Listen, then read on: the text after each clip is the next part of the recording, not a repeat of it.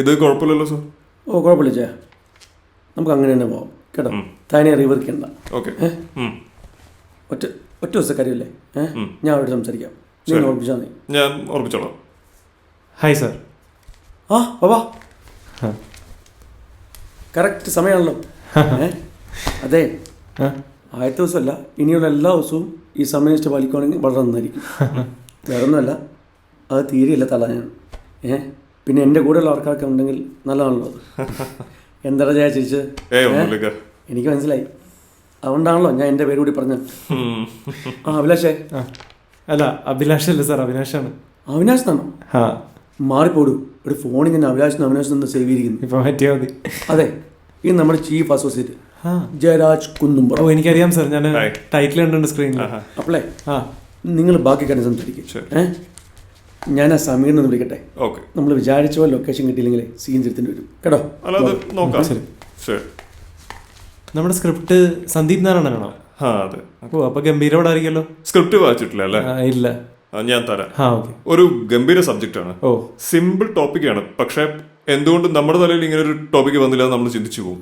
അത്തരത്തിലുള്ള ഒരു ഞാൻ എന്തായാലും വായിച്ചു നോക്കാം സാർ. പിന്നെ അല്ല അവിനാഷ്, ഈ സാറെന്നുള്ള വിളിയൊന്നും വേണ്ട. നമ്മുടെ പിള്ളേരൊക്കെ എന്നെ ചേട്ടനാണ് വിളിക്കാറ്. അപ്പം അവിനാഷും അങ്ങനെ തന്നെ വിളിച്ചാൽ. എന്തോ ചോദിക്കാൻ വന്ന? അല്ല ചേട്ടാ, നമ്മൾ എത്ര ദിവസത്തേക്കാണ് ചാർട്ട് പ്ലാൻ ചെയ്തിരിക്കുന്നത്? ആക്ച്വലി ഒരു 20 days ആണ് നമ്മൾ കൊച്ചിയിൽ ചാർട്ട് ചെയ്തിരിക്കുന്നത്. ഓക്കെ, അതിനുമ്പ് ഞാൻ തീർക്കും. പിന്നെ ഒരു 20 days മുംബൈ ഗോവ ഔട്ടർ ആണ് പ്ലാൻ ചെയ്തിരിക്കുന്നത്. ഓക്കെ. ചാർട്ട് വേണോ? ഇല്ല, അതല്ല സംഭവം. കാരണം ഞാൻ ആക്ച്വലി വീട് കൊച്ചി തന്നെയാണ്. ഓക്കെ. അപ്പൊ എനിക്ക് ഡെയിലി അങ്ങനെ പോയി വരാൻ പറ്റുമെന്ന് അറിയാൻ വേണ്ടിയായിരുന്നു. അവിനാഷ്, അത് വേണ്ടാന്നാണ് എന്റെ അഭിപ്രായം. എന്താ വെച്ചാല് നമ്മുടെ കൂടെ പറിക്കുന്ന നമ്മുടെ പിള്ളേരെല്ലാം ഒരുപാട് പേരും ദൂരെ നിന്ന് വന്നിട്ട് ഇവിടെ സ്റ്റേ ചെയ്യുന്നവരാണ്. അവിനാഷ് മാത്രം വീട്ടിൽ പോയി വന്നാൽ അപ്പൊ വെറുതെ ഒരു ആവശ്യമില്ലാത്തൊരു കോംപ്ലക്സ് ഇഷ്യൂ വേണ്ടല്ലോ. പിന്നെ എന്ന് പറഞ്ഞാൽ ഒരു ടീം ഫോം ചെയ്യുമ്പോൾ ഒരുമിച്ച് നിന്ന് വർക്ക് ചെയ്യാന്ന് പറയുന്നതാണ് അതിന്റെ ഒരു രീതി. മനസ്സിലായി? പിന്നെ ഇക്കും അത് ഇഷ്ടപ്പെടില്ലേ? അതാണ്. കുഴപ്പമില്ല, അങ്ങനെ മതി. പിന്നെ നിനക്ക് എന്ത് ഡൗട്ട് ഉണ്ടെങ്കിലും ചോദിക്കണം. അതിന് യാതൊരു മടിയും വിചാരിക്കരുത്.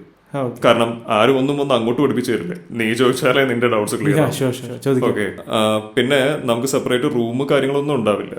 റൂം മിക്കവാറും എന്റെ കൂടെ ആയിരിക്കും ഷെയറിങ്. കുഴപ്പമുണ്ടോ? കുഴപ്പമില്ല, സന്തോഷമല്ലോ. എന്ത് ഡൗട്ട് ഉണ്ടെങ്കിലും എപ്പോഴും ചോദിക്കാലോ. ഷുവർ.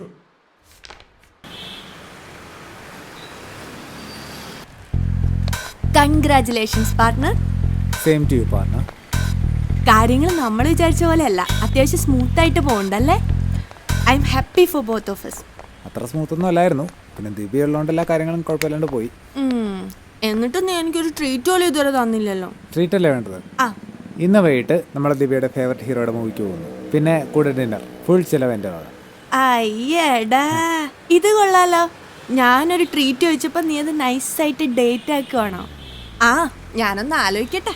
അല്ല, എന്തായി നമ്മുടെ DIGയുടെ കാര്യം? അവിടെ നിന്നെങ്കിലും എഴുതുന്നുണ്ടാവും. അവനോരപ്പിച്ചും പറഞ്ഞോട്ടോ കുത്തി കുറിച്ചോണ്ടിരിക്കും. അതെങ്ങനെ പോവും? ഈ എഴുത്തെന്നൊക്കെ പറയുന്നത് ഭയങ്കര ടഫാണല്ലേ? അതിനെന്താ പ്രയാസം? അവനവൻ്റെ ലാപ്ടോപ്പും ചേർന്ന വാക്കുകൾ ഇങ്ങനെ അവിടെ ഒഴുകി വരും.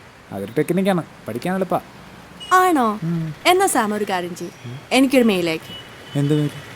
സാം എന്നോട് ഇപ്പൊ പറഞ്ഞ കാര്യമില്ലേ, മൂവി ആൻഡ് ഡിന്നർ, ആ കാര്യം എന്നോട് മെയിൽ അയച്ച് ചോദിക്കും. എഴുത്തൊക്കെ ഭയങ്കര സിമ്പിൾ അല്ലേ? മെയിൽ വായിച്ചിട്ട് എനിക്ക് വരണോന്ന് തോന്നണം. എന്ത് ശരിയാവില്ലെന്ന്? സാം അല്ലേ പറഞ്ഞത് എഴുത്തൊക്കെ ഒരു ടെക്നിക്കാണ്, അത് ഭയങ്കര സിമ്പിൾ ആണെന്നൊക്കെ. അതവന്റെ കാര്യമല്ലേ? അതുപോലെ ഇങ്ങനത്തെ കാര്യങ്ങളൊന്നും മെയിൽ അയച്ച് ശരിയാവുന്നുണ്ട്. വേണമെങ്കിൽ മതി. ട്രീറ്റ് തരാന്ന് പറഞ്ഞിട്ട് ഒരു മെയിൽ അയക്കാൻ പോലും സാമിന് പറ്റൂല. പിന്നെ ഞാൻ എന്ത് ചെയ്യാനാ? മെയിൽ അയച്ചിട്ട് ദിവ്യക്ക് ഇഷ്ടപ്പെട്ട ദിവ്യ വരുമോ? യെസ്, ഇഷ്ടപ്പെട്ട് കഴിഞ്ഞാൽ ഉറപ്പായിട്ടും ഞാൻ വരും. എന്നാ Friday first day first shock ഞാൻ ബുക്ക് ചെയ്യും.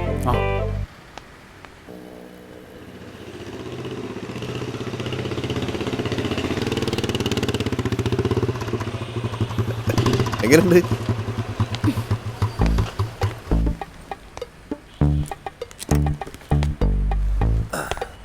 ഇങ്ങ് വാ.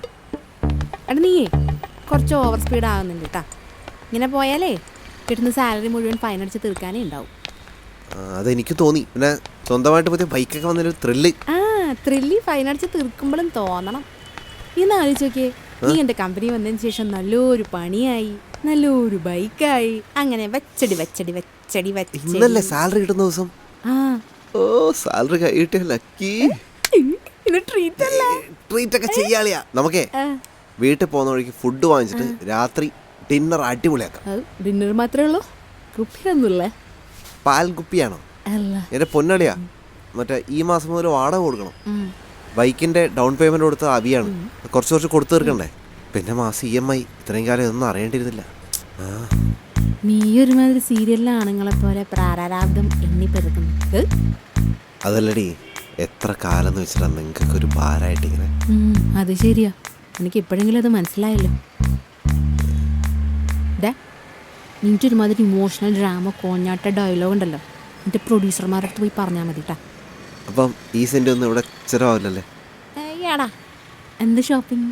അല്ല വേണ്ട, നിന്റെ സാലറി മൊത്തം അങ്ങനെ ദൂരത്തടിച്ച് കളയണ്ട. ഒരു കാര്യം ചെയ്, നീ ഒരു ഇൻഷുറൻസ് പോളിസി എടുത്തേക്ക്. ഇൻഷുറൻസ്? നിന്റെ കയ്യിലിരിപ്പിന് അത് വേണ്ടി വരും. നിനക്ക് പറ്റിയില്ലെങ്കിലും ഞങ്ങൾക്കത് ഉപകാരപ്പെടും. എടി ദുഷ്ട, നല്ലൊരു ദിവസമായിട്ട് ചങ്കക്കുളം നടത്താൻ